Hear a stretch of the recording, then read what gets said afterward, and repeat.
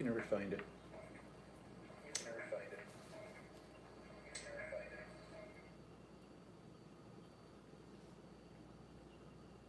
Oh shoot, what happened?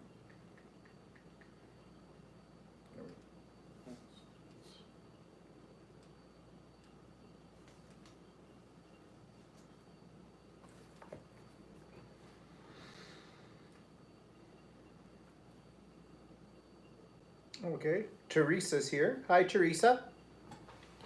We weren't on last week, Teresa, so you didn't miss us. We're going to talk about that in a minute. What, can't you find it? Well, you should organize your icons. Yeah, I should. Anyways, we'll give it another couple of seconds here to see who else is joining us today.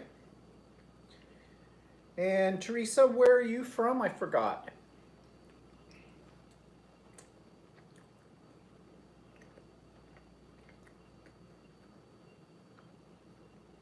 Oh, Bonnie's here. Hi, Bonnie. Okay. What, you still can't find it? No. Oh, there it is. Hmm. Should change it and move it somewhere else. You should organize your icons. Yeah, I know. So we've got about 7 hanging on here. I'm just waiting to see who else comes on.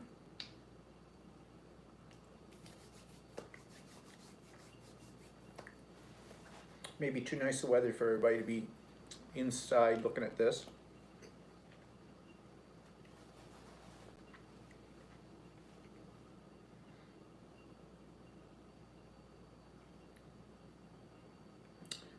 Well, there's some more there, but say hello if you're there.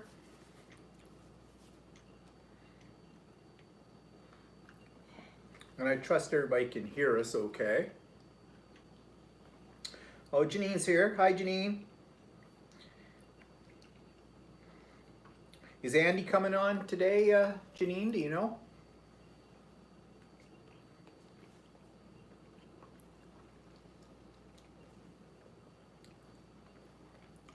Well, just as we're getting ready here for everybody coming in, it's always a problem when you do these lives. There's such a time lag to get everybody in.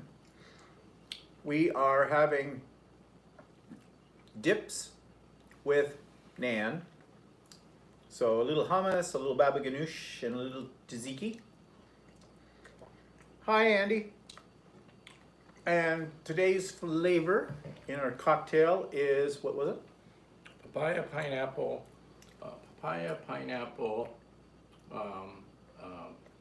mango, and strawberry.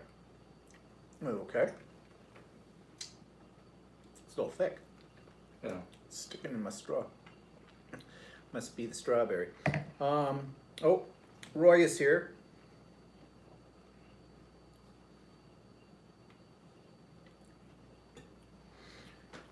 Okay, well, let's get started, and other people will probably join in I'll be right back. as we get going. And Walter's leaving now. Okay, update on my mother. Have no idea. No, I have not talked to her in a week. Not because of lack of trying. Every time I phone, it just rings and rings and rings. And then yesterday, I tried to get a hold of her, and I got a busy signal. And I waited for about 15 minutes and still got a busy signal. But that doesn't mean that my mother's on the phone talking to anybody. It means that her phone's off the hook, usually.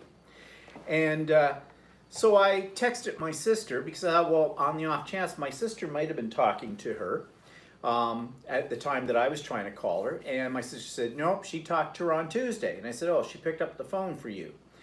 And my sister said, well, yeah, but she was saying, well, this darn phone never seems to work properly. My sister just turned around. It said, not the phone, user error. My sister doesn't mince words. And yeah, I've told my mother that as well. You can't answer your phone with your cheek. But I don't know. She doesn't even have call ident. So you mean if she's trying to avoid me, she can't do that. Of course, who else calls her? But I don't know. And the thing is, when I finally do get a hold of her and talk to her, this is what I'm going to hear. Oh, I thought you were dead. I hadn't heard from you in so long. Yeah, right. Okay. You know what I'm thinking. Well, Teresa's from Tennessee. Okay. Oh, okay. So you saw the Zoom. We're going to talk a little bit about that, Teresa, a little bit later on. But anyways, so yeah, I guess she's fine. I mean, if she wasn't, I would have got a phone call. I did get a phone call actually earlier in the week. Apparently, my mother has glaucoma, and she has drops for it. And apparently, her drops were on back order or something, but the nurse practitioner prescribed something else that's the same kind of stuff, and they just wanted to let me know about that. And I said, okay, that's fine. Great, thank you. They always let me know when anything's happening there with that involves my mother, so I know that my mother is fine because they have not called me. But I'll continue to try and get a hold of her, and yeah, there's nothing to talk to her about anyway, so what does it matter? So last week we did not come on, at least for the live, because basically we were kind of worn out. We did a lot of Zooming last weekend. And we did our first Zoom get-together, Stephen and Walter Live, last Saturday. And it worked out pretty good, actually. It was really nice to see people's faces, you know, because all you ever see is their name and what they write. And as I said in the Zoom, I have one vision of what people look like. I mean, we always do. Yeah. And yeah, none of those things were the way anybody looked like. And it might have been just as well, too.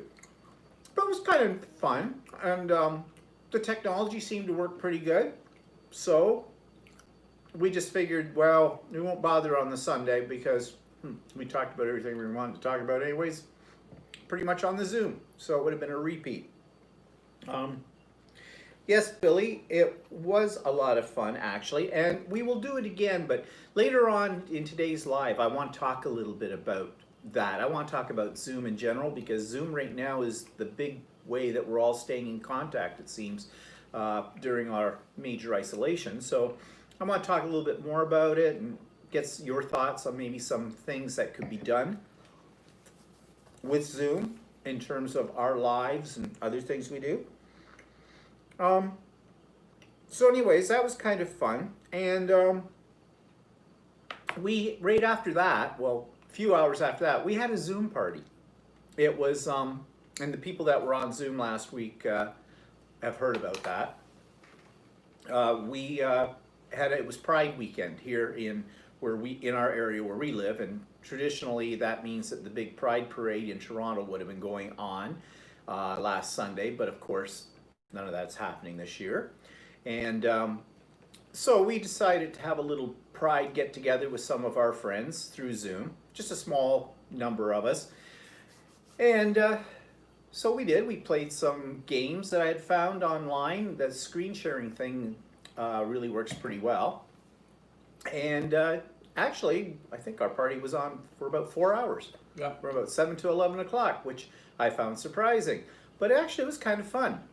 Still not the same as being right there with people, you know, but nevertheless, it was still, it just still worked out pretty good. So, you know, if you're thinking about having a party, that's maybe the way to go. It certainly is the safest way to go, that's for sure. So between those two Zooms, we were kind of zoomed out. So we just decided to leave the live. Now, here's the ironic thing. Most of you know that I put up on Sundays a little 1 minute, 1.5 minute little blurb just to remind you when we're going to be on and that kind of thing, a little teaser. And last week I put up the teaser, but I labeled it as no Zoom or something. No, not Zoom. Stephen and Walter Live, not sorry. And we had about 87, 90 views of that. Usually on the little teaser I get like 16. This time we had about 90. I think people must have thought something really horrible had happened, so they tuned in to find out what it was. Sorry to let you down, I guess, about that. But anyways, so So how's everybody coping with the virus? Same old, same old. Next week when we do our live, we will look different. We're getting our hair cut this coming week. We're keeping the beards, but we're getting our hair cut. So that'll be fun. I've never been looking for so much forward to a haircut as I am right now. Same here. It's driving me mental. I mean, mine not so much on top, but on the sides. Yeah, well, I got these curly things down here. I've got a mullet. Maybe I'll leave that long and just shade the sides and do a mullet. No, I don't think so. That's not happening. Lynn is here. Hi, Lynn. I know this is off subject, but have you two noticed the price increases or everything at the grocery stores up there? Oh yeah, that's to be predicted. Oh yeah, meat's gone up a lot. Yeah. Beef especially. Oh yeah, of course it was to be expected, but it's not just going to be food. It's going to be everything else too. You can bet on it. We'll be paying for this COVID thing for forever. And you know the hard part about the whole thing is everything right now is being blamed on COVID. Why you're not getting mail as fast, why deliveries are delayed, why prices on groceries have gone up, and all this other stuff. And it's all blamed on COVID. And you just don't know how much of that is absolutely the fact. I mean, yeah, I can see it affecting the prices on things, especially things that have to, transportation and all that stuff getting it to you. But how much is it being affected? And when it comes down to the price of something, and you can't help but think that this is an opportunity for those that want to do this to gouge us. Now, when we can get back into restaurants and things like that, I imagine things will be sky high. So we may not be eating out as much then. Of course, we're pretty much used to not eating out now, aren't we? But at least we are.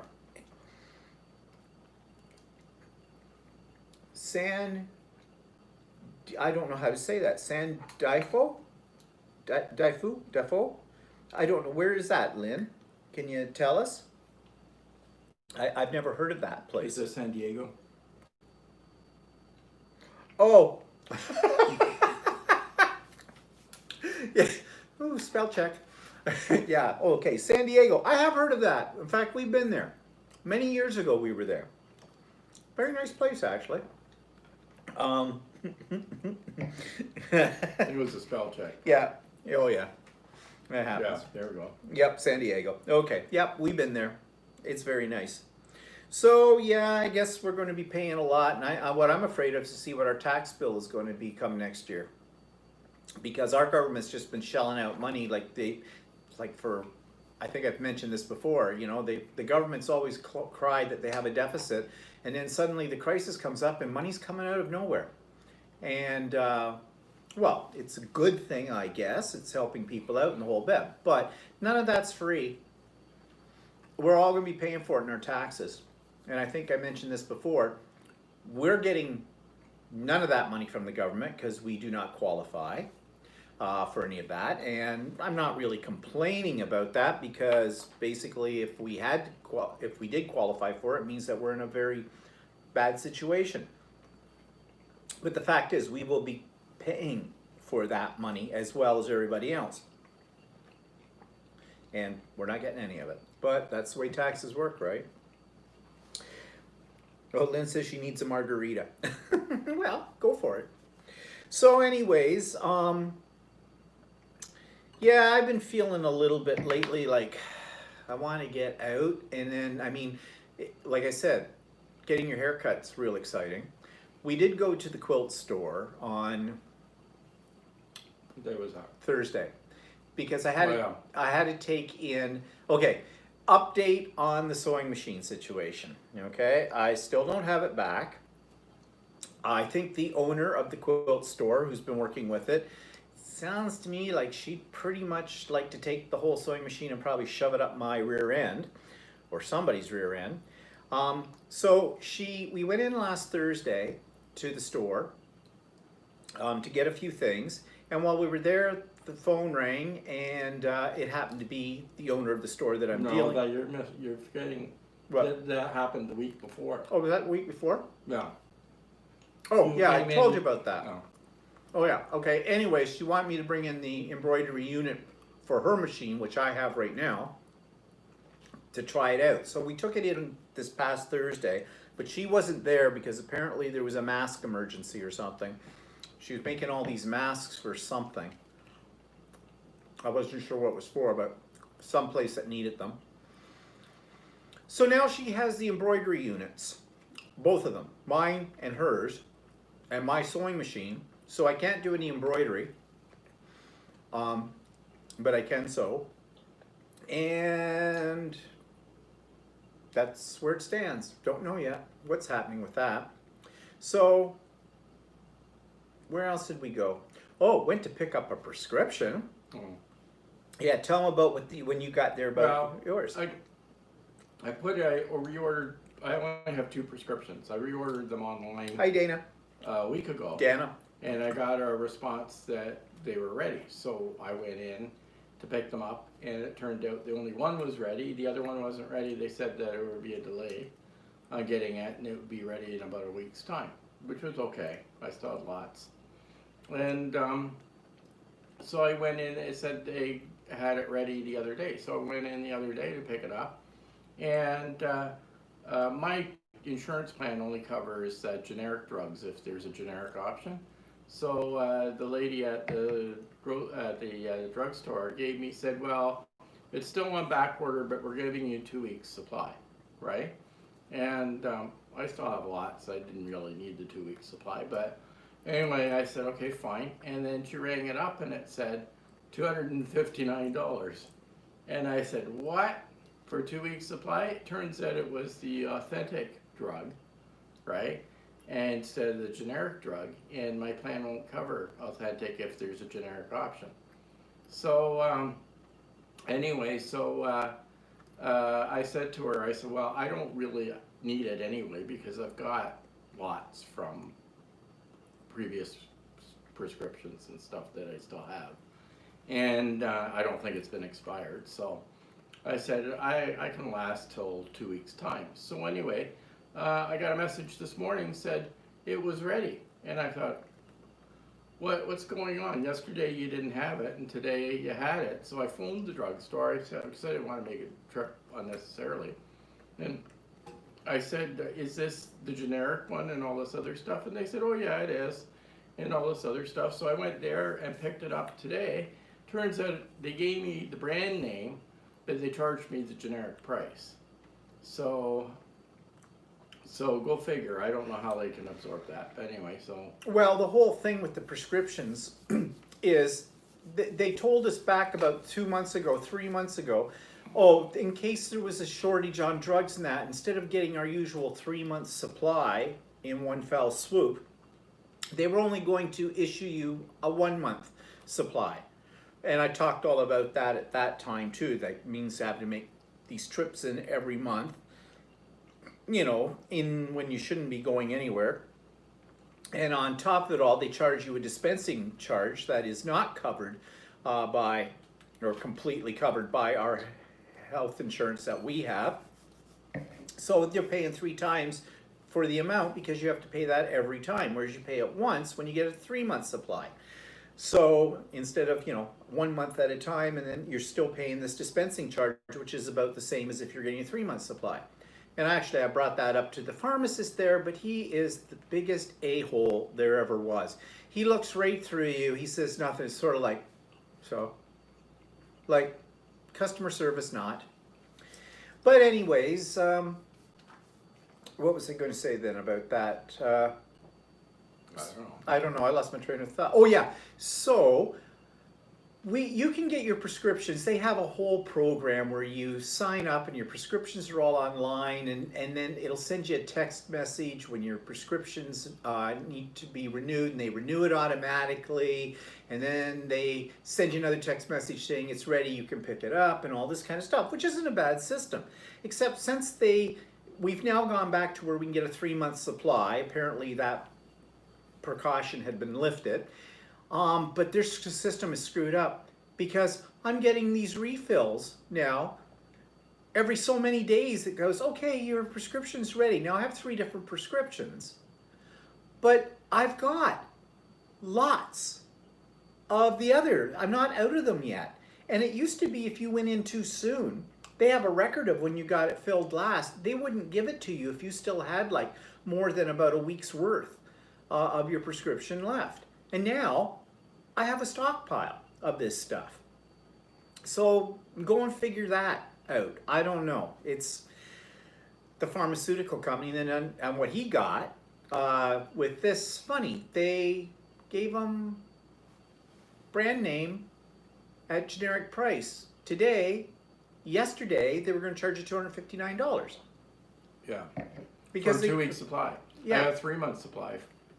Actually, this is how bad that thing. The non-generic one was $259 for a 2 week supply. So that would have been, I have to take 2 pills a day. So that would have been 28 pills, right? Mm-hmm. So the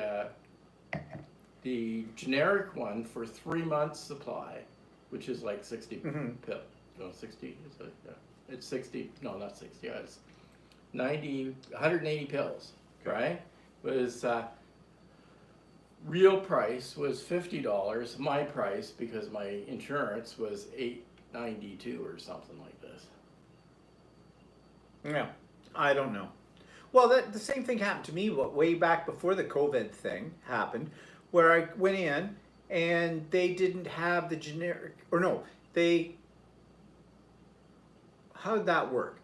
It came up, I got my prescription, suddenly they wanted to charge me almost $200 for it. I said, wait, that's wrong. You know, well, no, this is brand. I says, I don't get brand name of that. I get generic. And because like Walter said, the copay doesn't cover, brand name. And they said, yeah, they were having trouble getting the generic. And I said, well, what are we going to do about that? Because I said, I'm not paying that for it. And then suddenly they said, well, we can give you like a week's supply or something. We should be getting the other one next week. It was in the next day, 2 days later or something like that. I don't know. I have a feeling we were talking about prices on groceries and stuff going up a few minutes ago. I think the pharmacists are gouging us as well. Or drug companies. Or the drug companies, yeah. Oh, well, we know the drug companies are gouging us all the time. That's what they do. Anita's here. Hi, Anita. Anita says that I use CVS and have auto refill, and they fill my meds at about every 3 weeks. Well, see, we usually get 3 months supply. We usually get 3 months supply. That's what our doctor has us down for on that kind of thing. So, but then, as I said, they had this thing that they were afraid they were going to run out of these drugs or something, so they cut us all back to a 1 month supply of each thing, and then, I don't know, I think their computer system is somehow screwed up a little bit. Oh well, such is life. What can you do with it? You can complain all you want, they just look through you. They don't care. They don't give a crap about it, so. Anita said, hey, Walter's shirt is done. Yes, it is. Oh, it's a little bit roomier than I like, but it's actually okay. Yeah, it's a nice shirt. Yeah. I tried it on. I put the buttons on today. Mm-hmm. And I did my first pocket. His first pocket, okay. Yeah, well, I kind of like that shirt. Yeah. You want it? No, it's your shirt. You made it for you. Oh, you've had it on your body. I don't know. And other things. I made another quilt. Go figure. Anita says she only gets 1 month at a time. Yeah, I know. That's what. So here's my latest. Now, there's a story behind this type of quilt. It's probably difficult for you to see on there, but this is made all from scraps, but I call it broken blocks because each block was actually an orphan block, which means I had made the block as a test piece for other quilts that I had been making, and these just sat in a box somewhere. They weren't meant to be used. And I dug them out last Sunday. Last Sunday I was feeling really antsy and I wanted to do something. So I decided that I'd take my sewing machine out onto our patio and I just sew scraps together. Because it's a good way to get rid of your scraps, and it's mindless sewing. You don't have to follow a pattern. You just sew the suckers together, and you know, and that's what I was sort of in the mood for. Well, then I discovered these orphan blocks, and I got thinking, well, why don't I take those and cut them up? And so I did. So they're not complete blocks. They've been cut. Some have had pieces added to them if they weren't quite big enough, and I put them all together in the quilt. And then I did free motion quilting on it. Now, I'm not good at free motion quilting because I don't practice it. In fact, I kind of avoid it, but I shouldn't avoid it. I thought you did a good job. Ooh, high praise. That's because I said I liked his shirt. He figures he's got to do that now. Yeah, right. Actually, yeah, it turned out not too bad. It's a type of stippling. I'd call it scribbling. But it turned out not too bad, but practice makes perfect. So I have other quilts down there, and I'll just work my way around them all. I mean, I can't get into the long armor right now to work on a long arm machine. I mean, they just opened up, but it's like one person at a time, and you book an appointment. Well, you'd have to do that even if it was normal time. But the thing that I don't like about having to take it to a place and do it there is the fact is I have to take it to a place and do it there. You have to go in, you have to book a time, you're there probably for about 3 hours, it costs about $30 an hour, you have to get it on the machine, and I always forget exactly how to layer it because I don't do it all the time. And the woman who runs it's very helpful. And she'll set it all up for you and whatnot. And if you have any problems, she's right there and everything like that. But then you get in there and then you get people walking in. Oh, what are you doing? I'm quilting. What do you think I'm doing? It's a long arm machine. This place is a long arm quilting. What was your... Oh, isn't that an interesting design? Where did you find it? Here. You know, can you tell I don't want to talk to you right now because I'm trying to concentrate on what I'm doing?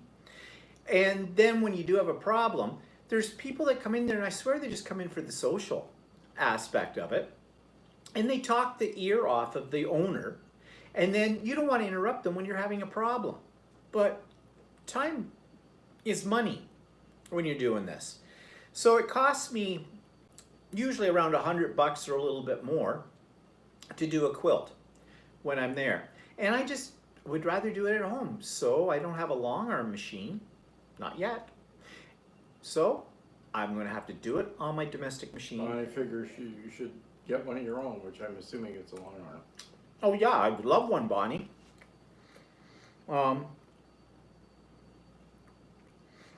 Yeah, well, it isn't the money. There's always ways to pay for it. But like I said, I think I've said many times before, if I'm buying a long arm, I want the computer system. I don't want just the long arm. I want the computer system that sits on it because I'm all about machines. And that's $25,000 to $30,000 all for the whole thing. Then you got to have a place for it. And we have several ideas, but those several ideas also mean time and money because it means having to change some other things around. You know, one thing leads to another. So someday. But you know, it doesn't hurt to learn how to do it on your domestic machine. It can be done. And, you know, the better I get on it with the domestic machine, the day comes when I get a long arm, I'll be just that much further ahead in doing it. So that's at least my philosophy. Yep. Billy says, I have a long arm in my sewing studio, but husband had back surgery and paralyzed him from the waist down, so taking care of him making tops. So it sounds to me like she's not using it. Yeah.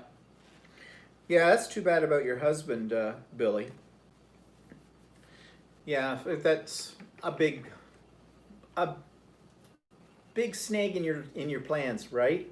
To say the least, but what can you do? But anyways, so I'm going to learn how to free motion quilt my style on it. And I think most of it is getting over the fear of making a mistake. Like, there aren't really any mistakes on that quilt because The whole quilting is a mistake in a sense. It's not going to be put in a show. Nobody will notice it. Actually, I didn't show you the back, and I don't know how well it's going to show up. You can see what the quilting actually looks like when we're on the back of it. So you can see maybe, or maybe not, why I call it scribble quilting. Because it's just random curvy lines in each block. And then I've got some wavy lines. Those weren't free motion, those were walking foot. Combination of the two. So I don't know how well that's showing up for you. But it's done. Is it Jenny? Janine. Yeah, you can upgrade your long arm over time, but Oh, yeah. he wants it all at once. I'm one of those kind of people, I'm all or nothing. I'm impatient. I can't help it. If I want something, I want it, and I want it now. I want it now. Even if we were to buy one, and he didn't upgrade it right away, like you'd have it for like a month, and then he'd want to upgrade it. Yeah. So. I'm just that way. I know.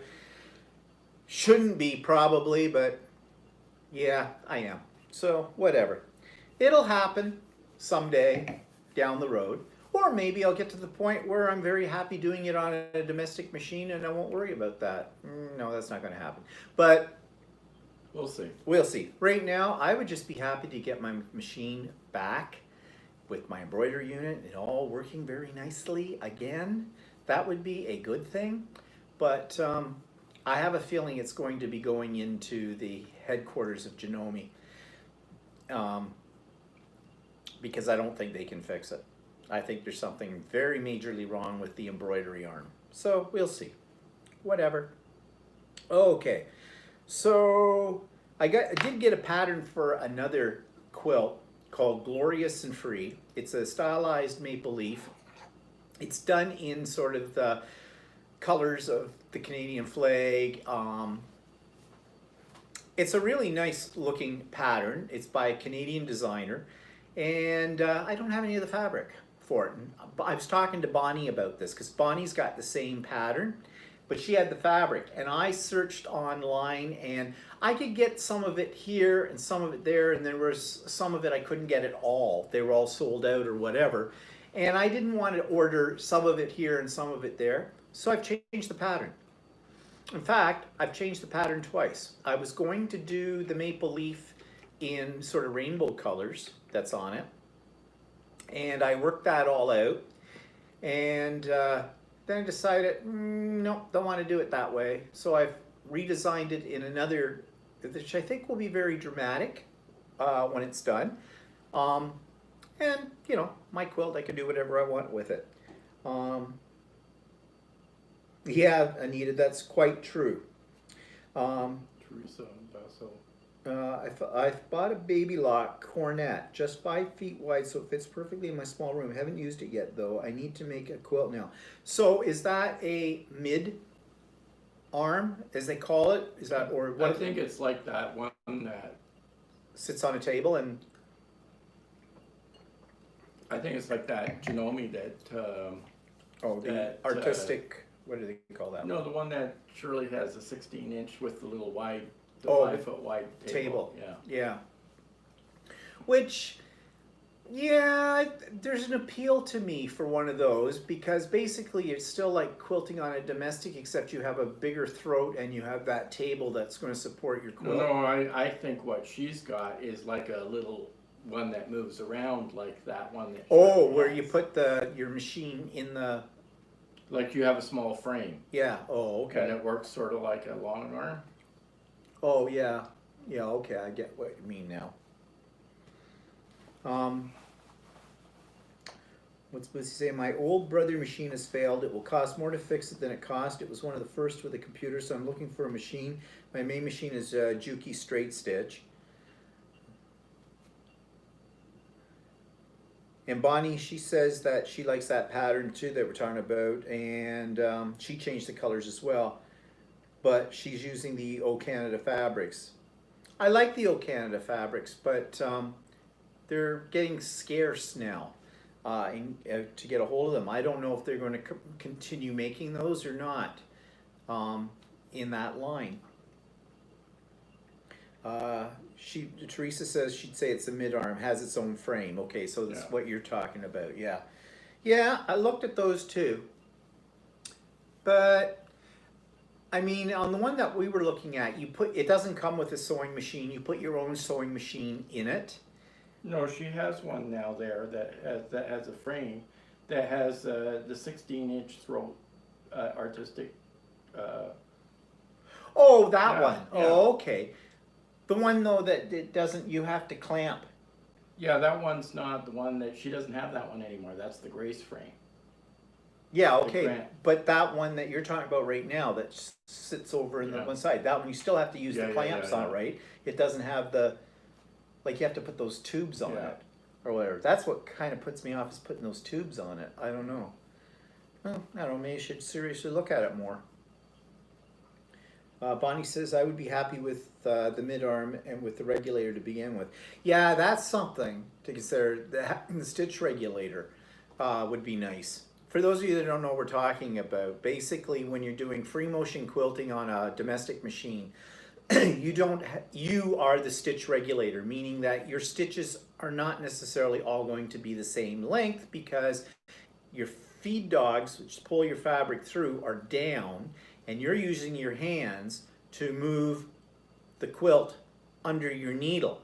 So getting the rhythm right, that's where the real practice comes in. But if you have a stitch regulator, it doesn't matter how fast or how slow you're pushing your quilt through, your stitches will all be the same because the machine will regulate the length with it. But most domestic machines do not come with a stitch regulator, although there are a few, like I think there's a Berdina, or is it a Well, the one that Theft. the one Janome has with the small frame has a stitch regulator on it. yeah, but I'm talking about domestic machines. Oh, no. Because Bernina's do. mhm. Here, see, that's the quilt frame with the one that she's talking about, Oh, okay. right? It's a 14-inch by 48-inch, which is similar to that Janome one now. Oh, okay. Right, and then the machine itself is like that, right? Yeah, oh, right. Should take a look at that one over at the store a little bit more closely, but I don't know. We'll see. Anita says, I have some quilt blocks for my grandmother, just little 9-patch squares. Well, you can make them into a quilt. Put it together with that. Of course, if it's from your grandmother, those might be are probably vintage fabrics too. And there's, you should do some research on the fabrics because it might tell you something about them. And there's a lot of people that collect that kind of thing. Not just the quilts, but they'll collect the blocks if they're made from like 1930s fabric or stuff like that. There's a whole world out there that goes in for that kind of thing. Jean says, there's still a learning curve with the stitch regulator on the Bernina. Oh yeah, I imagine there is. Yeah, we've used the APQS machines before, and they have stitch regulators, and yeah, it's a bit of you have to get the hang of how that works as well. Yeah. Well, you know what else, Anita, you could do then? Instead of putting them into a quilt, why not just frame each square? People do that. They take a block and they just frame it like you would a picture and hang it on the wall. And if you've got 4 of them, and if they're all about the same size, you could back them on another piece of fabric or something like that, and put them in like a picture frame and put them on the wall. And 1, it'll preserve them. And 2, you've got something that's a memory of your grandmother, and it's in the original state. You know, that might look really nice. Oh, you are going to frame them. Okay, good idea. So, in other words, I didn't come up with a novel idea. You already thought about it. Fine. Why did you even bring it up? Really? Just a tease, aren't you? Okay, I'm just joking. No, I'm not. Yes, I am. No, I'm not. Okay, so we already know what Walter's working on, his shirt. He's got a new project. Yeah, a new project. They've decided now to do cargo shorts. So we weren't supposed to start till next Monday, but I guess we're starting tomorrow. So. But you said you had fabric ordered or something, and Yeah, I got the message that it's supposed to come tomorrow, but I don't know. Well, you got other fabric. I but got you other don't fabric, like it. but I'm not sure if I like it. So I may start with the other fabric and then decide whether I'm going to continue with it or not. Well, so let's see. Long sleeve shirt, short sleeve shirt. Now he's making short pants. All you have to do next is make long pants. Well, they have been talking about that.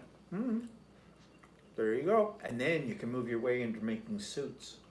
No, I'm not going to do that. Yeah, you say that now. Andy says she made a quilt hanging for her parents and they framed it. Oh, that's nice. Yeah.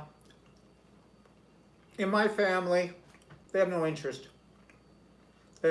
Oh, that's a quilt. Wow. Guess who's not getting one? Let's see. So, we've already talked about our first Zoom event and our Zoom party. I did another Zoom this afternoon though. You know that I used to, when times were regular, I do my art journaling class the first Sunday of every month. And that was a physical class, of course. Well, now we're doing it by Zoom. And we're trying it out for the first and the third Sunday of every month. We're actually just meeting and talking because they're a group. We've all been together now for about 3 years, I guess, since I started doing this. And actually, it's pretty good because we all share what we're working on, and people come up with things that they've, where they've been shopping. We had one of the ladies showed us a technique which was really cool. She made these tunnel cards from a die set that she bought. Producer of the die set is by Spellbinders. Those of you that are into crafting know what I'm talking about. Spellbinders is dies, a die company. And they have this set by Becca Freakin. Yeah, Freakin. Yeah, Freekan, I think. But they make these really cool tunnel cards. You can do a search on YouTube and just look up tunnel cards or Becca Freekan. And they're really nice. So I kind of looked at, you can get these dies on Amazon. They're about 30 bucks Canadian. But I have made tunnel books before. And the last tunnel book I made was about a year ago. Same kind of concept. And I started to design it on my Cricut. And I went and looked at my files today and thought, I could probably do a little bit more of an adaptation on those, and it could become like a card or a similar idea to these. So, because my first impulse was, I want those dies. But then I thought, it might be a one-off. And I do that a lot. I buy something and it's a one-off. Like, I really like the idea, so I made the thing once and that was it. So I thought I'd hold back on that. I mean, every piece of crafting thing that I buy could have been money I could have spent on fabric. So, yeah, I say that as if I meant it. So anyways, it was a good class. We were going to have a guest speaker, which is actually the lady who owns our local scrapbooking store, but right now she's going through some stuff with her family. Her dad's in the hospital and he's not doing very well in the whole bed, so she's spending a lot of time there. So she sent me an email the other day and told me about that and apologized that she wouldn't be able to be on the Zoom. And I said, no, that's quite all right. We all understand. We all know her pretty well too, in the group. And so, no big deal for us. I mean, you got to put your priorities, and yeah, her dad needs her right now, so it's not looking good. He's in palliative care. So, that usually means not good results. So anyways, that was what has been going on the past little while. So what's been newsworthy? Okay. We have people coming to our country to vacation that should not be in our country to vacation. And those would be Americans. And yes, our borders are closed right now, but apparently we have a little loophole out in BC because, if you want to go to Alaska, if you're an American and you're going to Alaska, which is an American state, you have to go through Canada to get to Alaska. Unless you fly. But. Unless you fly, yeah. But nobody's flying, so. And apparently, there's been some from the US have come up and they're saying they're on their way to Alaska. And they end up in Banff. Or Victoria. Which, neither one of those two places are destinations on the way to Alaska. And they've been fined. Some of them have been caught and been fined. There they are with the American license plates. Some of the hotels have asked them in Banff, like, why are you here? Where are you coming from? And the people just turn around and leave and try to go to a different hotel. Right now is not a good time for tourism, right? So why are you doing this? Why are you doing this? You know, I'm sure we have some kind of deal that's written into our agreements between our two countries that say if people are going to Alaska, they can be allowed to go across the border. Because otherwise they'd have to fly or, I don't know, take a boat, I guess. That kind of thing. But obviously these people are not going to Alaska. They're lying. So, if you were thinking of coming to Canada via and stopping in on Canada on your way to Alaska, don't, for God's sakes. I mean, that's just stupid. That's just stupid, right? Well, 2021, they canceled it. Had cruise scheduled for May 2021 and the cruise company canceled it. What company was it, Teresa? Just out of curiosity. Where were you going to? Yeah, where were you going to as well? Because I'm so sick and tired of, I've stopped watching the YouTube videos about cruising. Don't cruise to Alaska. Well, yeah, because we've closed the ports. Yeah, but not, as far as I know, they haven't said they were going to be closed in 2021. Well, no, but they were being closed until the end of October. Yeah, well, this is 2020. Yeah, I know. But she's in 2021. I know, but if they cruise, if they were saying on one of those cruise things that if it's closed until the end of October, they figure it may not. Now they're talking about keeping them closed until the end of the year, and the cruise company are saying they need time to do it. So the cruise company probably figures they're not going to be able to do Norwegian. it. Norwegian. Oh, okay. I am assuming that there were stops in Canada. Well, there usually is. But yeah, the cruise industry, I was listening to too many YouTube videos about that stuff. I stopped listening to them because these guys that have been talking about the cruises, most of them are just idiots. They're travel agents. They're trying to make people think that, next month you can cruise. Yeah, Bonnie, I think, was it my travel insurance company said they would cover you if you go somewhere, but so long as there was no travel advisory.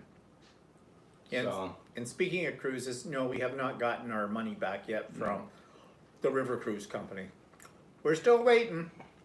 Walter contacted them actually, was it last week? Last Monday, yeah. And they're saying, oh yes. Now it's 60 to 90 days before you get, and we're now at about 60 days. Yeah. So what, August 7th makes it 90 days? Well, I don't know, I have to look at it, I have to count the days, but I think it'd be August 9th is. So we still wait. Well, she's talking about her private health insurance. We have private health insurance too they'll cover us if you go away. But I think it won't cover you for. I'd have to check into it as to whether they would cover you or not. But I wouldn't doubt that they would not cover you if there's a travel advisory. Anita says no one is taking the virus serious here in the USA. Apparently, with 50,000 cases every day, there, something like, wow. That's 50,000 diagnosed cases. They're assuming that it's about 10% higher than that. Now, they opened things up here, as we've talked about before, but there was a bar. What was that story about the bar? There was a bar in Toronto. The bars aren't allowed to be open here yet, so only restaurants that have patio seating are allowed to open. Anything, no internal seating in restaurants or bars are allowed to open yet. And there's a bar in Toronto that decided to circumvent the order and allow patrons in the back door, and they had about 150 people in there, I guess, a week or so ago, and they got caught. And so basically the government has said that they have taken away their liquor license Good. completely, like forever. Good. Well, that And means so- that basically that business won't exist Yeah. because they're a bar. They exist on liquor. You don't have a liquor license, you can't serve booze, so you're closing. You're closed. You're gone. You're bye-bye. And plus that, they were fined for not following government regulations.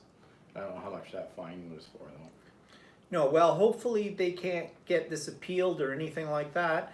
Shut them right down because that was just stupid. That was just stupid. Of course, what's even more stupid, the people who were going into that bar, Yeah, I know. you know, like, A lot of young people don't seem to be taking it too seriously. they're such idiots. And what, you said you read something or heard something where there's young people having Yeah, in COVID Alabama problems or something, or they're parties? having young people, university type students are having these COVID parties that where, well, I don't know if it's 100% true, if it's been proven yet or not, but that they invite somebody that knows is either asymptomatic or has tested positive, and they collect money they charge an entrance fee for them to go in, and the first person that tests as being COVID positive wins the pot. You've got to question some, even young people should have more sense than that. That's nuts. But you know what else is nuts though is, like we said, that yesterday we were in the drugstore to get our prescriptions. We were wearing our masks, and there's a bunch of people in there, there's customers who are not wearing masks. Well, you see, it hasn't been made mandatory yet. There's been an outcry by mayors across Ontario, across Canada actually, want the provincial government or the federal government to make a declaration that masks are mandatory if you're inside in a public place. But our provincial government head will not make that decision. And so now what he's done is he's left it up to the mayors of the regional heads of various areas to make that declaration. Well, no, you need to have, I mean, yeah, some areas don't have any cases right now. You know, the more rural areas out there. And so, you know, if you make a blanket statement, I guess, and say that everybody in our province has to wear a mask, then there's other ones that are going to protest that because, you know, well, we don't have any cases. But I don't think, so what? You could have. How do you know if someone's not asymptomatic or whatever about it? But now, I guess tomorrow we hear from our region what they're going to do. And I'm hoping they're going to make masks mandatory because I saw these idiots in Shoppers Drug Mart who, one, were not practicing social distancing. Two, one woman comes in and she's got a mask down here. Like, I was tempted to say to her. Yeah, and her husband's walking around coughing in the store. Yeah, coughing up a storm in the store. And he's not got a mask on. And, you know, I was tempted to say to her, excuse me, but, you know, your mouth is up here. Your nose and your mouth are here, not around here. Around your neck, that mask isn't going to do any good. She did sort of pull it up because I think she probably saw that I gave her a dirty look. But I don't say anything because right now it is not the law. It isn't mandatory. So you know what you're going to run into if you comment to somebody. But you bet on this. If it does become mandatory, and I'm in that situation again, I am not going to hesitate to say, excuse me, where's your mask? In fact, I was thinking, I got a box of 50 masks. Place where I buy my stabilizers and embroidery things. They had a special on, you could get a box of 50 for $49 or something like that. So about 99 cents a mask. So I bought a box just to have. And I'm tempted now, as when we go out, is to put a couple of those in my pocket if they make this mandatory. And I see somebody without a mask, go, excuse me, you must have left your mask at home. Here's one for you. Wear it. Now. Kind of thing. Yeah, well, here in Ontario, the virus levels are still prevalent in the Toronto area, whereas I don't think the northern parts of the province aren't getting very much. Where the population is low, there isn't really much out there. But you know, that But doesn't all it matter. does is takes one person to be infected and get into a large group in a store or something like that, and then you've got a whole pile of people that get infected. Well, I think the other thing about making masks mandatory is that it is a reminder to us that we are not out of this crisis yet. People are, when they start opening up these patios, when, you know, they're loosening up the control on, you know, where you're going to shop and stuff like that, I think it's going to become very easy for people to think everything's going back to normal and become complacent about it and not take the precautions they need to take. So if we have to wear a mask every time you go out and you've got your mask with you and you're putting it on, that's a reminder that this is not over yet. I'm getting used to it, so. Yeah, and you get used to it. Yeah. You know, like. I wore a mask in the drugstore today, so. And then you're going to hear these ones who say, well, I can't breathe with the mask and I have a medical condition. Yeah, and that's going to happen. Okay, and yes, I am sure. Some people, well, it makes me feel claustrophobic. I'm a claustrophobic. I'm okay with a mask. All right? I mean, claustrophobia is a psychological situation. Mind over matter. I mean, you know, it's either that or die. Anita's saying that if you do that in the U.S., they'll pull out their gun and. Well, yeah, I know. Yeah, right. Luckily, so far that's not the PEI situation. had no cases for about 2 months, and today they have 7. So yeah, and why? Because that's the other thing. You know, we talked about this before too. The bubble has expanded. You can have up to 10 people in your bubble. Well, that's 10 people that you're pretty much sure don't have anything and are not asystematic, and are probably people that you know, close family. But let's see. I make the joke now about people and go, oh, excuse me, you are not bubble worthy. I won't let you in my bubble. You're not bubble worthy. You have to earn your place in my bubble. Give me money. You know, that's ridiculous too. I think the government made a mistake by even talking about that, because people interpret that as meaning, oh, well then things are safe again. And it spreads from there. And all we have to do is look south of our border. But then you can also be paranoid too. So. Well, I don't think it really hurts to be a little paranoid right now. I don't. Already I'm paranoid. I mean, oh yeah, you have the Atlantic bubble. The Atlantic bubble. Yeah, they've announced. I can't remember. I didn't actually read it, so I don't know exactly what it means. But I guess a number of the Atlantic provinces are considered a bubble. So does that mean they can freely travel between the Atlantic provinces? That's my guess. I don't know. I didn't. Well, Bonnie should know. She can tell us. Yeah, and you know, Teresa, after I've had the mask on, when I have the mask on, all I want to do is touch my face at that point. You have to catch yourself on that. And then you take the mask off, and I don't know about anybody else, but I feel grubby. I take the mask off, and I can't wait to get home so I can wash my hands or anything, and I suddenly I feel itchy and I want to touch my face and rub my eyes. I mean, psychological, I guess. But yeah, Bonnie says it means we can go anywhere in these provinces. Yeah, Anita, we limit where we go to. I mean, only the central places. Grocery store. I don't go to the grocery store. I haven't been in a grocery store in 4 months. Walter's been in the grocery store. He goes on his own. And the pharmacy and the quilt store. The quilt store is essential, I'm sorry. But we actually, we were saying the other day, we were in the quilt store. We had our masks with us. We were the only ones really in there except for a couple of the staff, and they were wearing masks and everything. But we decided, no, we better go in there wearing our masks too. Because, you know, it's just, you have to do that. You have to do that. Yeah. Yeah, to Newfoundland, practice it. PEI, New Brunswick, and And Nova Nova Scotia. Scotia. Billy says it boils down to everyone should use good common sense, wear masks, wash hands, and practice social distancing for everyone's safety. Yeah, and Nita says she doesn't miss people.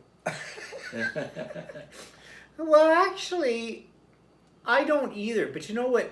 It gets me a little antsy is I like to be able to go out. Like, I like to be able to say, hey, let's go someplace and have lunch. Or let's go to this quilt store, not our own, but another one. I mean, we're coming up to, in another week's time or so, would have been our annual, my birthday trip to the parts west of us where they have a lot of quilt stores. And I always look forward to that every year because I spend an awful lot of money, but I just love going from quilt store to quilt store and the whole bit. Can't do that this year. And I was thinking the other day too, it's been over a year since we've actually been on a trip. I know, boo-hoo. But our last trip was Australia. Mm-hmm. And that was February last year. So No, it was March, April. was it March, April? Last year was it March, April? Yeah, that's right. It was March that we had. That's right. Well, it's still been a year. But yeah, what? yeah, I don't know. Bonnie says that she went to the quilt shop. There's only a limited number of people allowed in the quilt shop as well. And you have to phone yesterday, for an appointment. I went to the grocery store, and it still annoys me how some people shop, because I went in. Actually, there wasn't a lineup, so it wasn't very busy. But there was an older lady ahead of me, and there's like a turnstile to get in. She decides to stop and start reading her list of items that she needed right at the turnstile. And I was trying to get in. She was just like oblivious to... That's when having a shopping cart's really good because you go, boom! Oh, I'm sorry, I didn't see her, it. Excuse me, can you move out of the way so that I can get in?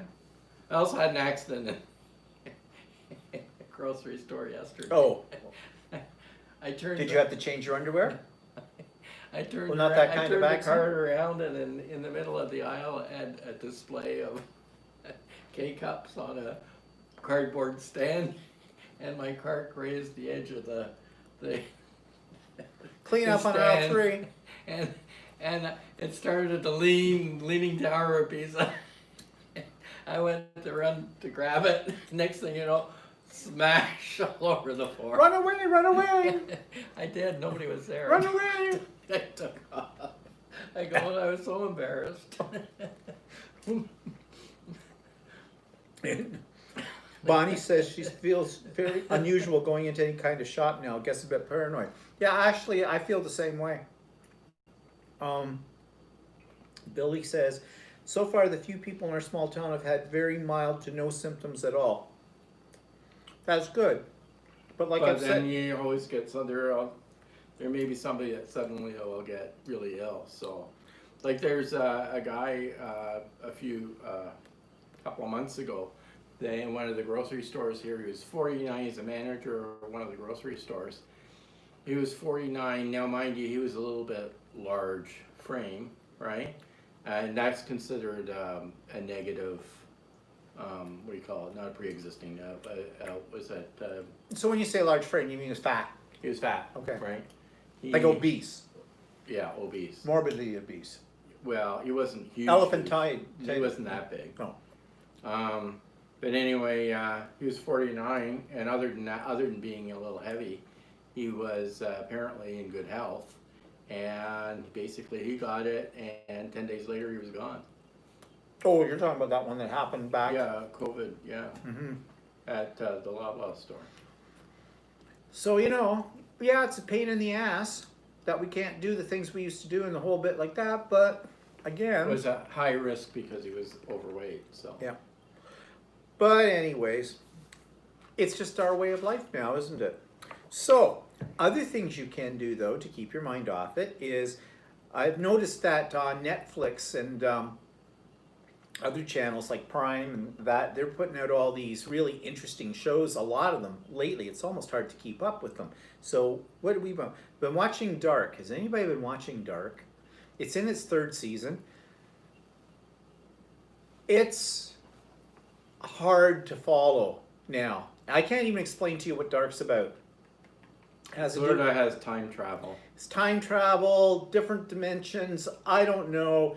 People. It's very complicated. In fact, the people have written out character maps, like family tree things for it. And I downloaded one, and I'm still lost. It's so complicated that it's like hard to watch. So it is definitely one of those shows, though. I think if you're going to watch it, you have to watch it from the very first season, and you have to binge watch it, and you can never get up until you've gone through all 3 seasons of it. Because if you don't do it that way, you will be very, very lost. And no guarantee you won't be lost even if you did it that way. One that I'm watching right now that I really quite like is called Warrior Nuns. It's kind of science fiction-y, sort of supernatural stuff in it. And these nuns that are trying to protect these demons, or not protect demons, protect humanity from these demons that pop up.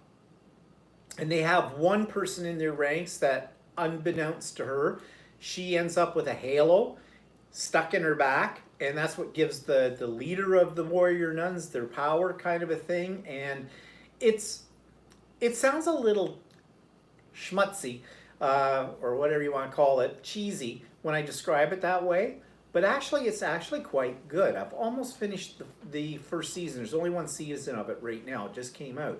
But I find it very entertaining, but you got to get into it. It'll take about 2 episodes before you're going to buy into it a little bit. And one that I really like is on Prime called The Hunters. And it's sort of a black comedy.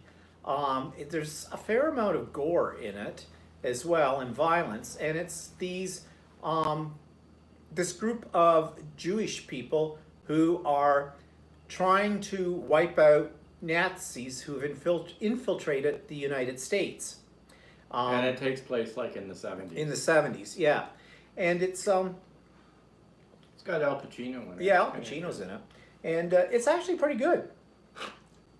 I quite like it. And I don't know if it's got more than, if this is the first season or if there's a second season already out. I think it's only 1 season. Yeah. But it's pretty good. Movie-wise, we saw one called Anna. And it's sort of a spy action kind of thing. It's a little cheesy, but actually it's an amusing little time waster, as I call it. Like, if you don't want to have to... And that was on Prime. That was on Prime, yeah. And then I saw, okay, at first I thought this was going to be really stupid, and I suppose it is a little bit, but it was less stupid and more entertaining than I expected because it has Will Ferrell in it, and I'm not a big fan of Will Ferrell, but it's called Eurovision, the story of Fire Saga. Now, if you don't know what Eurovision is, it's the big European song contest they have every year, and in fact, we used to be able to watch it on YouTube, but they block it now. But it's huge. It's all the European countries enter into it. They're very lavish in their staging and the things they do. And actually, ABBA won in 1974, and that's how they got on the map. They won with Waterloo. Well, there's this fictional group from Iceland called Fire Saga, and Will Ferrell. It's a couple. Will Ferrell's in the couple, and their goal is to try and win Eurovision. But there's actually a lot more to it than just that, and there's a lot of good music in it as well. In fact, there's one scene where they have some of the past winners of Eurovision contests, and they're all in this one mansion, and they all break out into this medley of songs, which is very well done. And Will Ferrell actually sings in this too, and he's actually not a bad singer. You don't really think of him as being a singer. But again, if you're looking for something that's a little bit humorous, that's on Netflix, right? yeah, that one's. Was that Netflix? Yeah, that's Netflix. Yeah. Another one is called a documentary on Netflix, which is very enlightening. It's called Disclosure, and it has to do with transgendered individuals, and I found it really quite good too. It was very. It gives you a lot of insight into what transgender people go through and how they've been treated by everybody in society, really, the straights, gays, and everything in between. So I thought that was really quite good. I did break down and I bought the book of the year, so they're toting it, The Room Where It Happened by John Bolton, the one that was head of Trump's security. I think he was head of the security or something, and eventually left or got fired. And it's a sort of a tell-all book about how stupid Trump is. I haven't started reading it yet because I'm reading another book, which is an epic one that takes place over 3 centuries. I like those kind of books. So when I get that finished, I'll read this one, The Room Where It Happened. What are people saying here? Anita says, I do hope to visit my son in Vegas next spring, not for the town. We go flying and see scenery, and I'd cook for him. Just mom and son time. Well, that would be nice, and hopefully by next spring you can. This will all be a bad dream. Bonnie says, I want to visit my family in Calgary as well, but not sure when it will happen. Oh, and I want to read that book. Yeah. Excuse me. Sneezing. Anita says, oh, I hear that book is very dry read. Well, I would imagine so. Yeah, it probably is. Oh, hi, Chris. Oh, hi, Chris. Well, Chris, don't you say you're sorry to us. We're pissed off. You're late. Don't you ever come here again late. We're going to slap your face. Why? You effing me.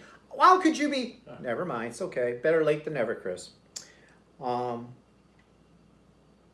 says, I saw John Bolton on The View and liked the sound of it. Yeah, that's where I heard about it too. I saw it on The View and the interview with him. I just figured, well, what the heck? Might as well read it. So, sorry, I mean to say hi. Okay, Chris, we know. Yeah, so anyways, what's cooking? Walter actually he made it once before, but I'd forgotten about it, and he made it for dinner the other night, Moroccan chicken. Where'd you get that recipe? It's from Food, I think it's called Food Wishes on YouTube. It's, I forget the name of the chef. What was in it? Chef John or something. Oh. And he runs something called Food Wishes on YouTube, and it's called Moroccan chicken, and all it is I use chicken thighs, but you can use chicken breast too. But you make a marinade out of yogurt and a bunch of different spices, and you just let your chicken marinate for a few hours in that, and you can sort of use it as a what do you call it, barbecue type sauce, basting sauce as well when you're cooking the chicken, and it's actually very tasty. It's very good, and if you use chicken thighs, they don't dry out like a chicken breast would, but I know some people are not into dark meat. Although, I think if you serve this to somebody who says they don't like dark meat, if you didn't say anything, they wouldn't even realize that it was. But it's really good. The spices on it, well, what are the spices? I don't know, I can't remember. It's there's paprika, and there's garlic, and there's cumin in it. Cumin. And can't remember what, and some hot peppers and stuff like that. Actually, it's very tasty. Yeah, it's very food, good. Under Food Wishes, Chef John on YouTube, and it's called Moroccan chicken. Yeah, so it is good, really good. I liked it a lot. I want more.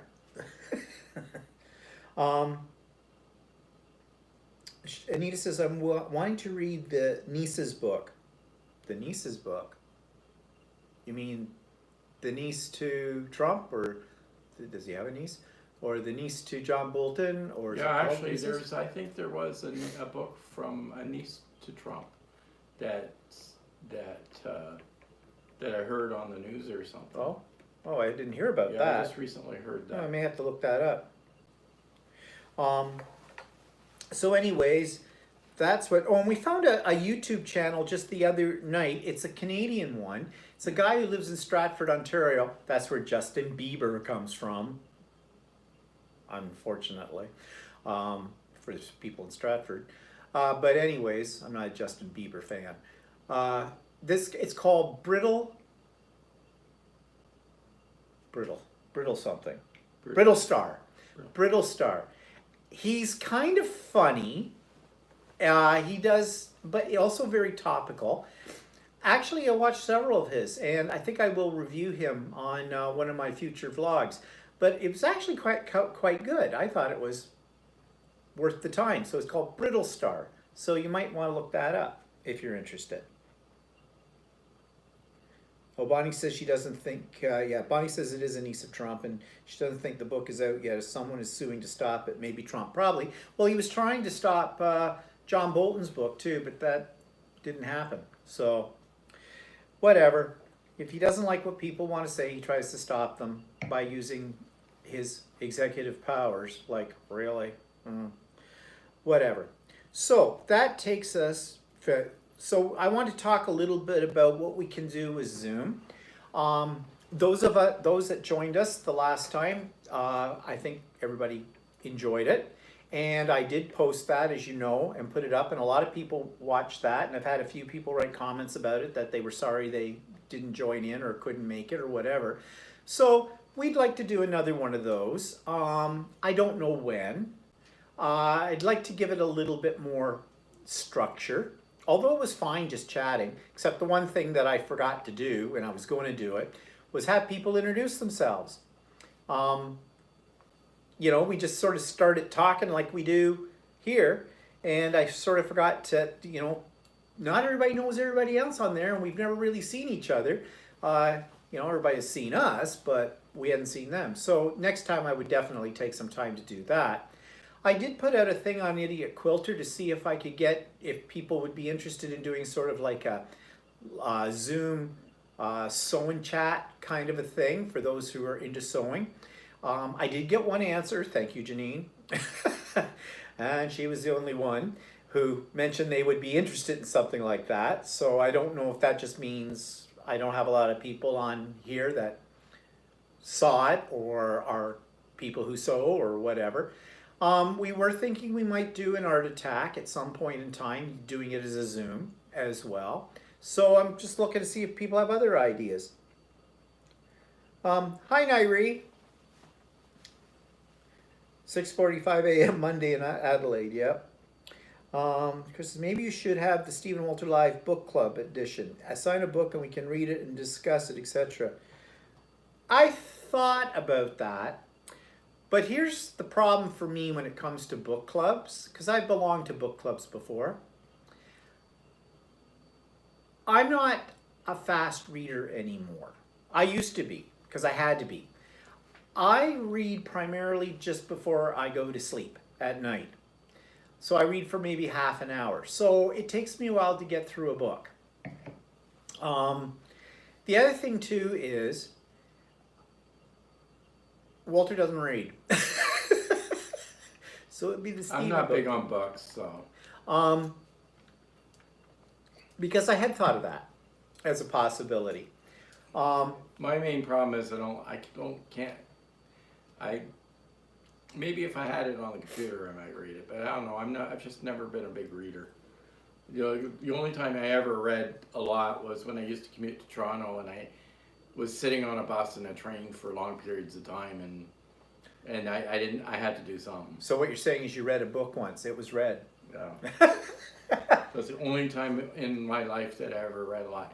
If you tell me to sit down and read a book, I just can't. I'd rather play around on the computer or do something else. Or I will tend to read a technical manual before I will read a novel.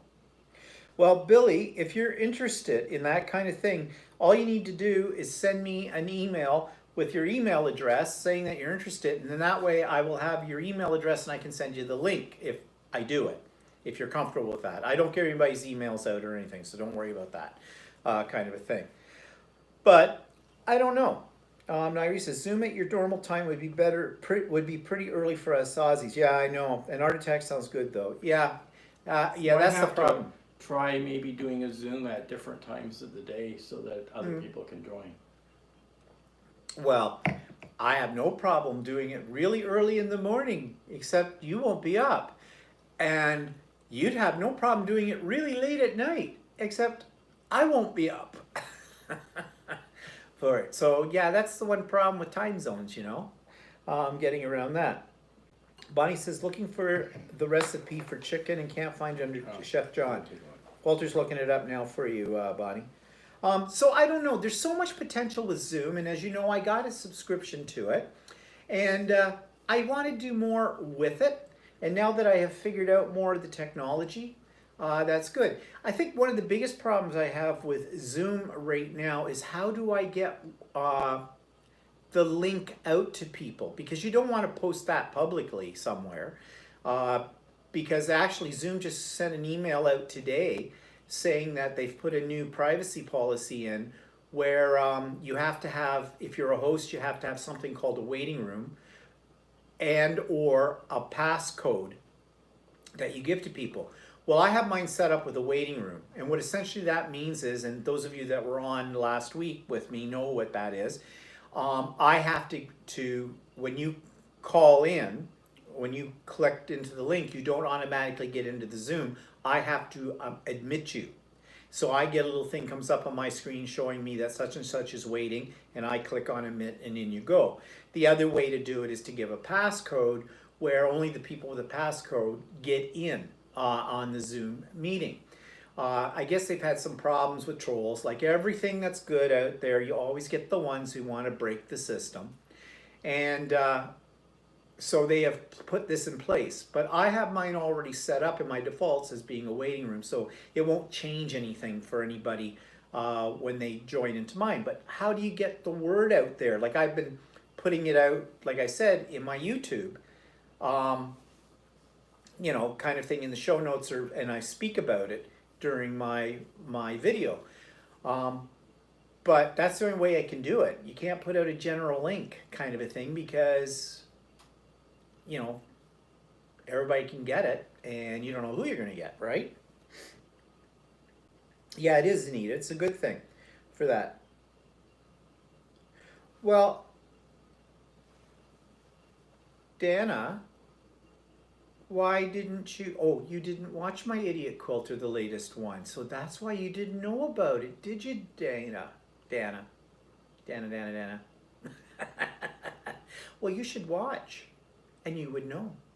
Oh ho. Develop a secret code in your live stream that only we would know. Yeah. Yeah, Nairi, that would be funny, but here's the go. Okay. Anybody who's on here who's not interested, I want you to turn off your sound right now. The secret code is, for those of you that are interested, yeah, it's a bit of a problem. Dana says she's too busy making masks. Oh, come on, girlfriend. You can't give everybody in the world a mask. Did you find it? Yeah, I had it wrong. Oh. Well, what is it? Hang on, if I can find it. Walter found it. Bonnie says, I'd be interested in a machine embroidery or sewing one that we discuss technique, tips, etc. Yes, I've been thinking about that too with it. So maybe what I'll do is I'll, on my next Idiot Quilter, I will discuss possible options and, you know, go from there. No, maybe it's and not. see what happens. Maybe not, hang on. I'm still looking. Well, you're still looking for some Moroccan chicken. We'll have to see. I think it's called Turkish chicken kebabs. You have to look up Food Wishes, Turkish chicken kebabs. On On YouTube, Food Wishes, Turkish chicken kebabs.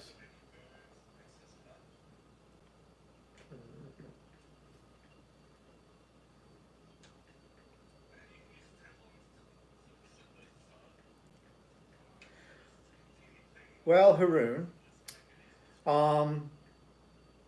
there's lots of combination machines out there, and I am no expert on them, but The one I have is a 15,000 Horizon Janome, and I don't know if you've been listening to the problems I've been having. No, that's not it either. Still looking. Sorry. There's other ones out in the market as well, and I guess you just have to, do some research on Google or something and look at comparisons and things. I'll have to look it up and figure it out. We're having two conversations Okay. here at once. So what? You didn't find it? No, not yet. You're an idiot. Yeah, I am. Jeez. Here, no. Oh wait, Bonnie says found that, Walter. Can't find where to comment on my iPad for my email. I'm not sure what you mean, Bill. You can't find where to comment on my iPad for my email. Do you mean? I don't know what you mean. I'm lost. I'm sorry. Nairi is at Chile in Adelaide this morning. It's chilly, definitely here at Gatineau, Queensland. Email for Zoom.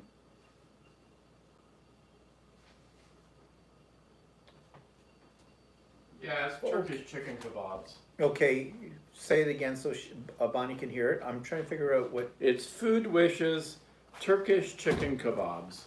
Though you don't have to use it as a kebab. You can just marinate your chicken and put chicken on the barbecue. Did you get that, Bonnie, then? So, Billy, you're saying email for Zoom. I'm still not sure what you're talking about, except, like, as a host, I send you an email message, and in that email message will be the link for the particular Zoom session, and you just click on that and away you go with it. That's how that works. There isn't really on the Zoom program itself, there is not a capacity to email people within it. I'm pretty sure there isn't. No, I don't think you can. No. So that if that's what you mean, how do you connect to it? You have to have. I would have to know your email address. You'd have to send to my email address your email address, and then from that, I would send you the invitation to the session. It would come through your email. Haroon said, I have been looking at Brother Viking Janome. My mom's old machine is a Janome New Home Max 2. Yeah, everybody has their preferences and everybody swears by them. I can't tell you. Brother machines, I'm not a fan of, but my experience with them is extremely limited. And a lot of my stuff with Brother is, I have a Brother Scan and Cut, which is not a sewing machine. It's an electronic die cutting machine. And Brother, as far as support for that machine or trying to get any help from Brother, was useless. So I base my opinion about Brother machines simply on customer service. Yeah, it depends on where you live. If you live in the United States, you may have access to more different dealers than what we have. We have limited dealers in our area. And I know Brother is popular in the United States, and you have more, a bigger network of getting your machines fixed by Brother. Whereas here in Canada, it isn't a big network, and it's hard to get parts for some of those machines. So we have a Janome dealership close by, and that's where we go to. So it depends on where you go. Yeah. It's best to go and to different manufacturers or different stores that sell those particular machines and test them out and see what the differences are. Yeah, don't buy one online. You want to really go to some place that has them right there, and they know about them, and another thing is that they will do in-house servicing if you can find a place close to you that does that. Because it's not just a matter of buying a machine and using it. You may have to, most machines need to be serviced every once in a while to clean them out and to tune them up and stuff like that. So you really need to have a dealer that you go to. And it's not that you would necessarily pay more at a dealer. In fact, a lot of times the dealers may have as good or better pricing than what you can find online. So yeah. So the other thing too is, like Bonnie says, Viking and Fath are, or as I like to call it, the machine, are both good machines. They both have good reputation. So does Berdina. So does Janome. And Brother seems to be very popular, but especially in the United States. Here in Canada, it's not so easy to find a dealership that will, like what we just said about giving it in-store service and that kind of thing. So I know that our Janome dealer said that Brother in Canada anyway is sometimes difficult to fix because it's hard to get the parts, and you have to get the parts from the United States or something like that. yeah, Harun says, and the problem is that these are expensive, 9,000 pounds. Yes, my machine was $14,000. I didn't pay $14,000 for it, but that's what it lists for.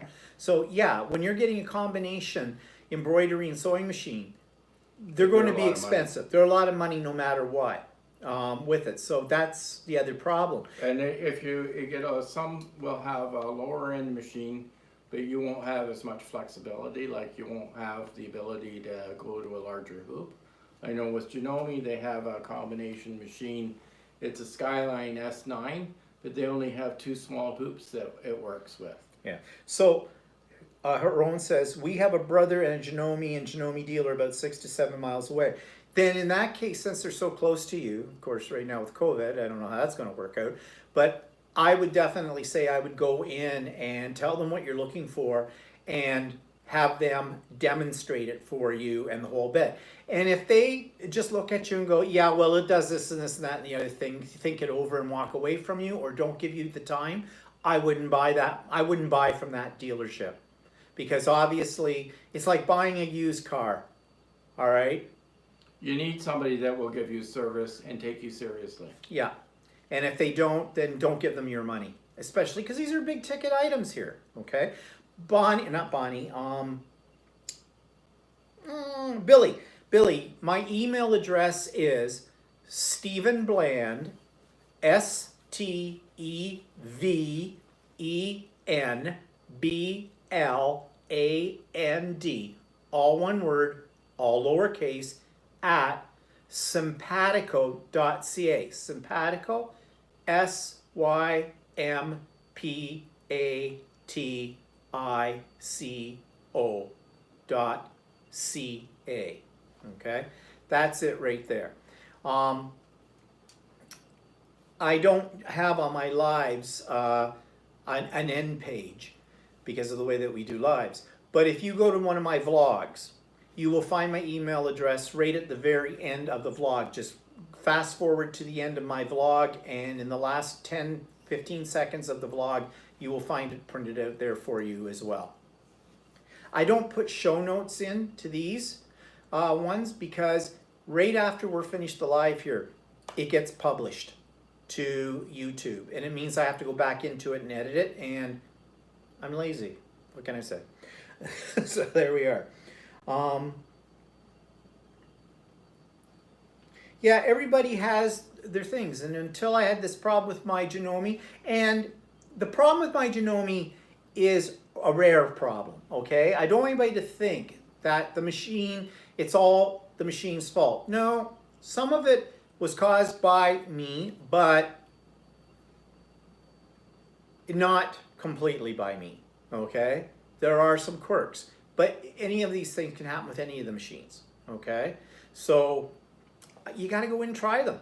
Well, see, I don't know if this is a woman or a man.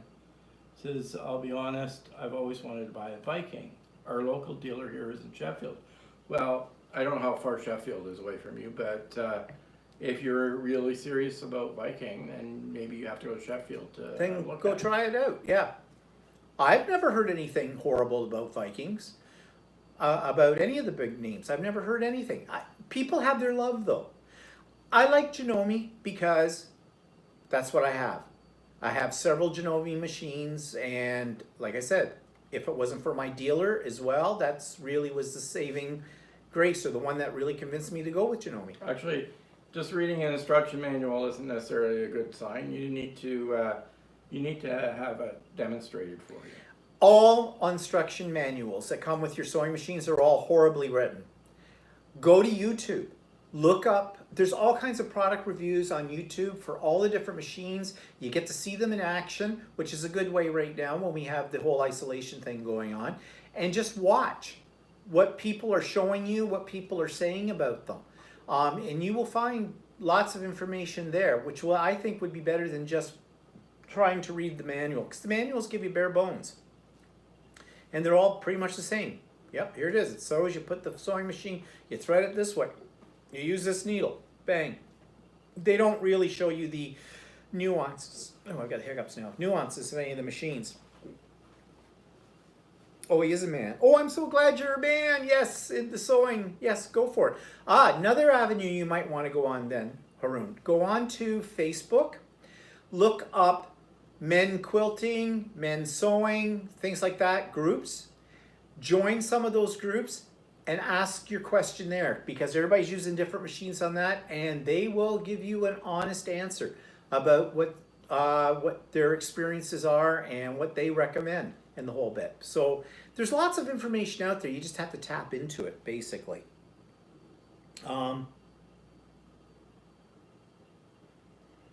Yeah, there's just so much we could talk about. Maybe I should do a Zoom about with people who are interested in getting into machine embroidery and talking about what I know about machine embroidery. And actually, Haroon, if you go to look up on YouTube The Idiot Quilter, that's also my channel. He's been watching them. Oh, okay, so you know me. All right, fine. You're ahead of the game. And Dana says, yeah, dealers really make a difference. Ask your neighbors how they like their dealer. Yeah. You have to go to a different town for the best dealer. Yeah, dealers do make a big difference, and like I said, don't necessarily think that you're getting the best price online if you're ordering a machine. No. Because our dealer that we deal with Janome, has given us better prices than anything we've ever found online. Well, like I told you, my machine was $14,000. I paid $7,500 for it. I paid half the price. And like I just bought the newest embroidery machine, that just dedicated embroidery machine that Janome has, and the cheapest I've seen it listed anywhere online is $3,000, $2,999, and I paid $2,300 in it for it. So, yeah, Janet, that's another idea. Intro into embroidery. I could do something like that. I mean, I hesitate a little bit on stuff like that because I'm not an expert. I know what I know from my experience, and that's what I would be sharing. And if people are willing just to take it at, okay, this is what I have found, it's not the definitive, but then that's fine. But if people are looking towards me when I do something like that as being the absolute be-all, end-all professional expert on it, sadly, I will be disappointing you because I am not. I'm still learning as I go along. I'm not a complete novice, but there's still much to be learned. Herman said, I wouldn't buy anything more than 30 pounds online, yeah. We can all learn from each other. You don't have to be an expert. It's nice when we all contribute. Yeah, and that's another thing about Zoom, right? As opposed to this forum we're in right now. With Zoom, you can have a discussion about, say, embroidery and what people have. You can show people right there what you're doing, what you've got, problems you've had in the whole bit. It's more immediate than just this format where we are limited to the fact that all we can do is type.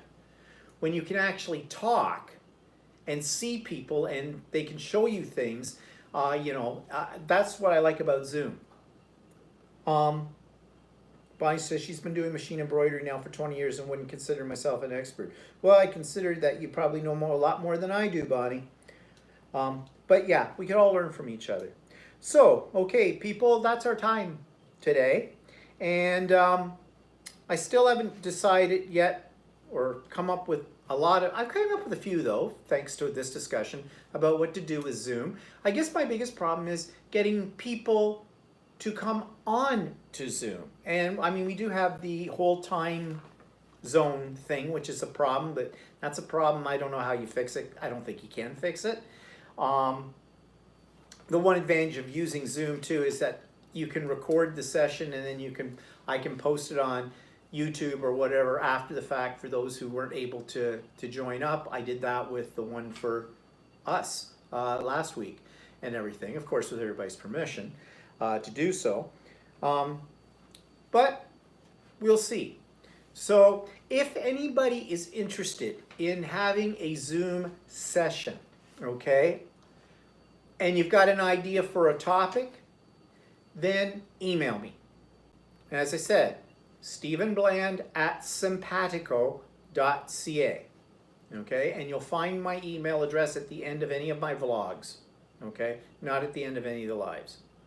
I already explained that. But, and just tell me what your suggestion is or whatever, and gets me something to work with. We'll see what happens. Okay, have a good week, everybody. Yeah, have a good week. We'll have less hair. Yeah, oh yeah, that's what's coming up. We're getting haircuts. Yay! So next week won't look like Grizzly Adams anymore, I hope. So have a good one, everybody. Yep. And we'll see you next week. And don't forget my vlog's on tomorrow, and there'll probably be an idiot quilter later in the week as well. So bye-bye.